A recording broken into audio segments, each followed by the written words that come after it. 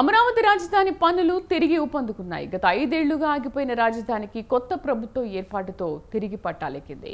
ప్రస్తుతం అమరావతిలో jungle clearance పనులు చేయిస్తుండటంతో పాటు సిఆర్డీ ఆఫీసును యుద్ధ ప్రాతిపదికన పూర్తి చేస్తున్నారు. సీఎంగా చంద్రబాబు ప్రమాణ స్వీకారం చేసే రాజధానికి వచ్చే నాటికి జంగిల్ క్లియరెన్స్ తో పాటు క్లీనింగ్, స్ట్రీట్ లైటింగ్ పనులు పూర్తి చేయాలని సీఎస్ ఆదేశాలు జారీ చేశారు.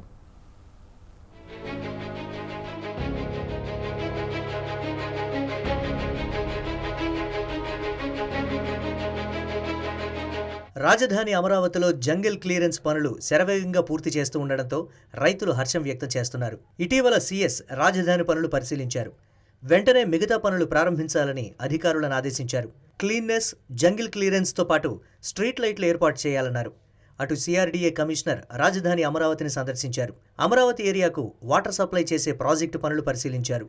ఈ నేపథ్యంలోనే ఆయన 10 MLD వాటర్ లైన్లు, డిస్ట్రిబ్యూషన్ పనులు 95% పూర్తయ్యాయన్నారు. ఈ ప్రాజెక్టు ద్వారా 75,000 మందికి సరిపడా తాగునీరు అందించవచ్చన్నారు.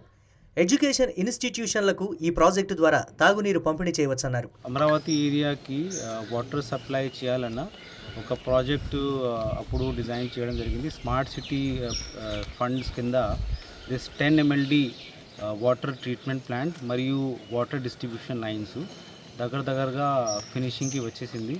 Almost 95% of the work is over. This is 10 MLD కాబట్టి అరౌండ్ 75,000 పాపులేషన్కి సరిపడా కెపాసిటీ ఉంది.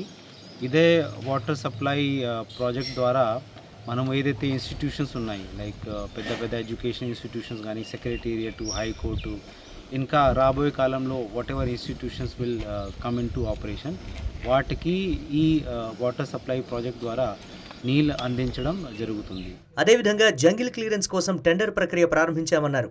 స్ట్రీట్ లైట్ ప్రాబ్లంను వెంటనే పరిష్కరించామన్నారు. ఇప్పటికే రాజధాని అమరావతిలో పర్యటించిన ఏపీ సీఎస్ అమరావతి నిర్మాణాల స్థితిగతులను పరిశీలించారు.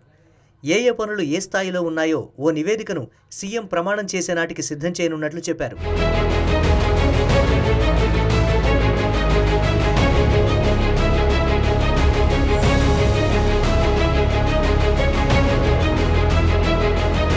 ఇదిలా ఉంటే రాజధానిలో జంగిల్ క్లియరెన్స్ పనులు శరవేగంగా నిర్వహిస్తూ ఉండడం పట్ల రాజధాని రైతులు ఆనందం వ్యక్తం చేశారు. గతంలో ఏమైనా కూల్చాలంటే జేసీబీలు వెళ్లేవని, ఇప్పుడు అక్కడ నిర్మాణాలు ముందుకు తీసుకెళ్లడానికి జేసీబీలు పనిచేస్తున్నాయన్నారు. ఇదే విధంగా పనులు వేగంగా చేసి మాస్టర్ ప్లాన్ ప్రకారం అమరావతి సాకారం చేయాలని రైతులు విజ్ఞప్తి చేశారు.